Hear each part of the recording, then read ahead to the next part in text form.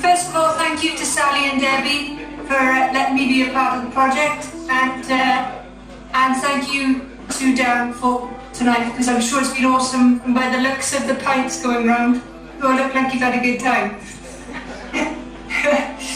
So this is an extract from my piece, and it's called Jody Klaire, Fields of God. Alina heard the words, "not guilty," and her heart dropped into her stomach. 2 years of hard work, sacrifice and long hours, and the jury had found the guilty man innocent. She looked over at the defendant, who was smiling and his supporters cheering. Alina looked at the family of the victim. What could she say? The rain hammered her windscreen as she drove the 300 miles from the city to the tiny fishing village where she had been born and raised. The one she hadn't visited in 5 years. She felt sick.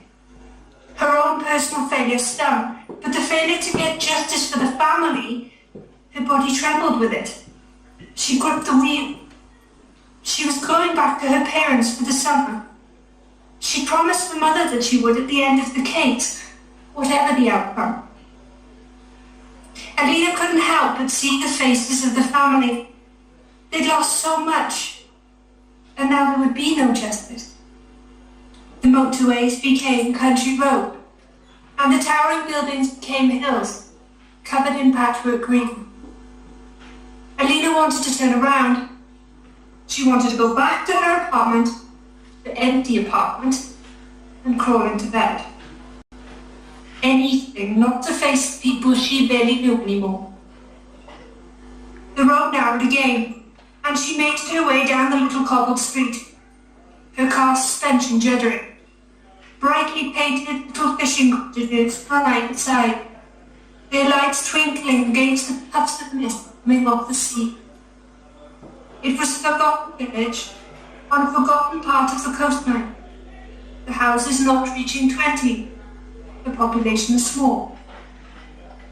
Alina pulled up to her father's shop. The lights were still on and it was nearing midnight. Nothing changed. She should go up to the farm to see her mother, but Alina had rented the little apartment above the pottery shop this summer. She needed the space. Alina didn't want to face her father. Her head throbbed, the thought, "Oh, get out and get this over with," she muttered to herself. She took a deep breath and braved the torrential rain. The mist was now fog, the sea gale stealing her breath as she dragged her luggage from the boot.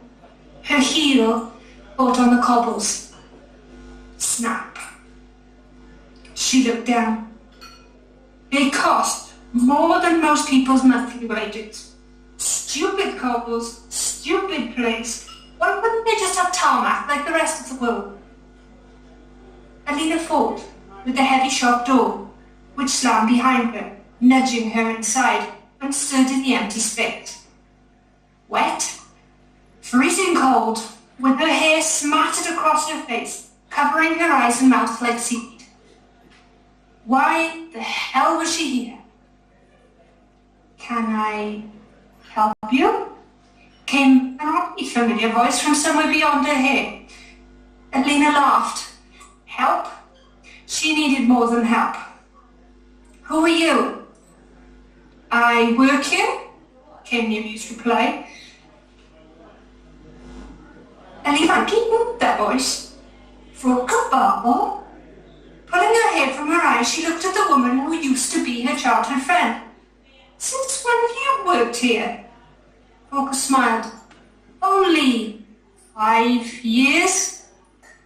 Roka the girl had been a mass of brown and wavy hair, charcoal eyes and a lopsided smile. She had been all legs and arms and adventure. Roka the woman was so different that Alina hardly recognized her. Burnt copper hair, shaved, weather-tanned skin, an earring in her nose, and a seashell necklace. Roka had grown into her frame, but she was still slim and still had mischief in her eyes. "You left," Alina stated. Broker nodded. You didn't call. Broker shook her head. They stood in awkward silence. Broker soaked, starting to shiver.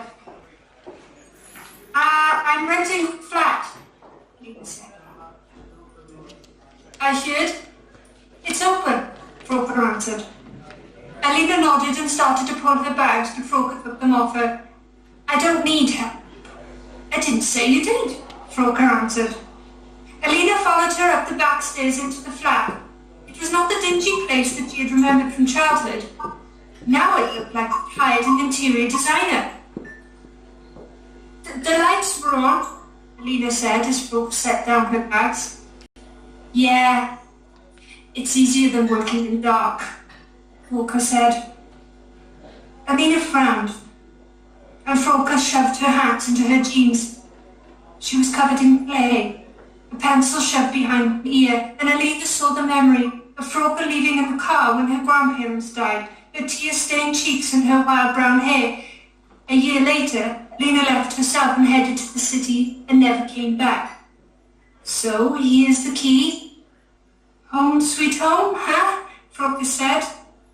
Not even close. Here are the 3.